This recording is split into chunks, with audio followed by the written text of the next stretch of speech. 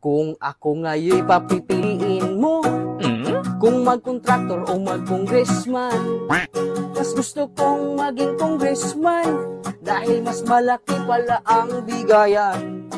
Ang contractor magpapa-approve pa, ang congressman ay tatanggap na lang. Mas gusto kong maging congressman dahil mas malaki pala ang hatian. Naalala nyo nung lasuna niya, aba, to the max ang kayabangan. Patinggan natin. Mahigit 5,500 flood control project ang natapos na. At marami pang iba ang kasalukuyang ginagawa. Nasaan ang mga flood control? Nandiyan ang mga flood control, na-overwhelm lang. Wala kaming makita. Kahit isang halog lang.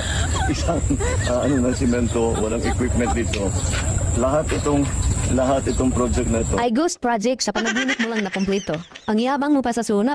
Malaki-laki ang pondo natin sa susunod na taon. Marami na naman tayong mabibigyan ng ayuda.